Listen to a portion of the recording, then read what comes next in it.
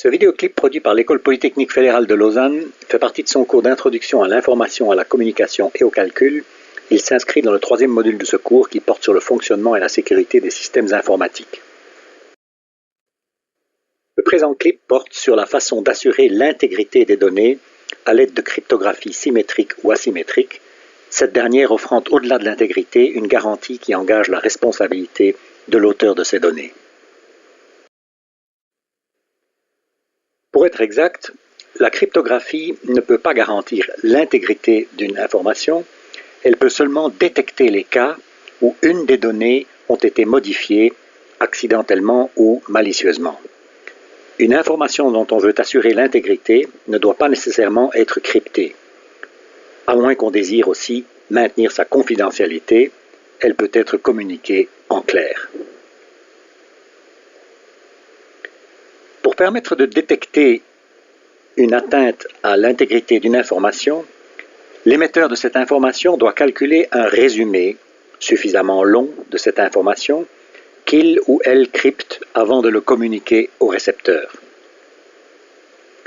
Ce résumé est une fonction mathématique de hachage complexe et irréversible de l'information originelle. Idéalement, cette fonction est telle que primo, le changement d'un seul bit de l'information originale change plusieurs bits du résumé, et secondo, la probabilité que deux informations différentes mènent au même résumé est infime. En réalité, cette probabilité est de 1 sur 2 exposant n, où n est le nombre de bits du résumé. De son côté, le récepteur calcule de la même façon un résumé de l'information qu'il ou elle a reçue, décrypte le résumé reçu de l'émetteur et le compare au résumé qu'il a lui-même calculé. Si ces deux résumés sont différents, cela prouve que l'information communiquée a été altérée entre sa rédaction ou son émission et sa lecture et ne peut donc pas être considérée comme intègre. Dans le cas contraire, cela prouve avec une haute probabilité que l'information n'a pas été altérée puisque la probabilité que deux informations différentes acceptent le même résumé est faible, à savoir 1 sur 2 exposant n comme nous venons de l'expliquer. Quand deux utilisateurs tels qu'Alice et Bob désirent assurer l'intégrité de leurs échanges avec une clé cryptographique symétrique, ils doivent donc se mettre d'accord sur une clé secrète. Si l'information n'est pas confidentielle, elle peut être échangée en clair. Par contre, son résumé est haché puis crypté par son auteur, Bob dans la figure ci-contre. À la réception, Alice calcule le résumé de l'information qu'elle a reçue et compare ce résumé à la valeur décryptée du résumé envoyé par Bob. Si ces deux concordent, tout est en règle, sinon l'information a été altérée, auquel cas Alice pourrait en redemander une copie à Bob. On peut procéder de façon identique avec une cryptographie asymétrique, mais dans ce cas, le processus offre bien plus que la détection d'une atteinte à l'intégrité d'une information. Il assure en fait une signature digitale qui engage donc la responsabilité de l'auteur de l'information. Le résumé, au lieu d'être crypté avec la clé publique du récepteur, est en fait décrypté avec la clé privée de l'émetteur. Les algorithmes de cryptage et de décryptage avec clé publique sont certes asymétriques, mais ils sont interchangeables.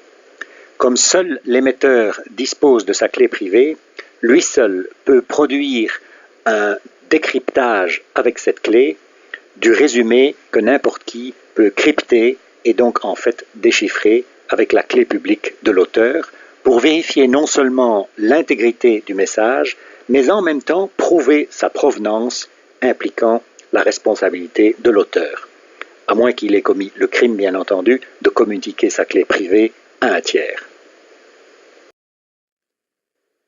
L'image ci-contre met en évidence le fait que la cryptographie asymétrique a ceci d'asymétrique qu'elle permet à une multitude d'émetteurs de communiquer confidentiellement avec un récepteur donné en cryptant tous les messages avec la clé publique de ce récepteur, alors qu'elle permet à une multitude de récepteurs de prouver non seulement l'intégrité, mais en plus la provenance des messages et donc la responsabilité d'un émetteur donné en décryptant les résumés de ces messages avec la clé publique de leur émetteur.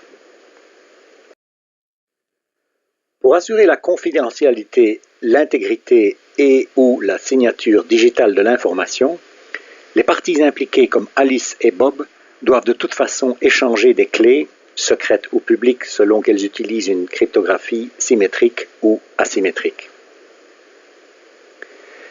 Échanger de telles clés face à face est rarement une option puisqu'Alice et Bob sont souvent séparés par un réseau. Échanger ces clés via le réseau ne serait cependant pas sûr. Garantir la confidentialité d'une clé secrète demanderait de l'encrypter sous une autre clé secrète, donc un cercle vicieux. Garantir l'intégrité et l'authenticité de la clé publique d'un participant demanderait de la signer sous une autre clé privée, donc un autre cercle vicieux. En effet, si Alice et Bob échangeaient leurs clés publiques, par exemple via des emails, un intrus pourrait intercepter ces mails et remplacer les deux clés publiques par des clés publiques qui lui appartiennent et dont il connaît les clés privées correspondantes. De cette façon, Alice et Bob pourraient échanger des messages signés et ou confidentiels en pensant communiquer l'un avec l'autre, alors qu'en réalité, ils communiqueraient via l'intrus qui pourrait signer et décrypter tous leurs messages comme s'il était à la fois Alice et Bob.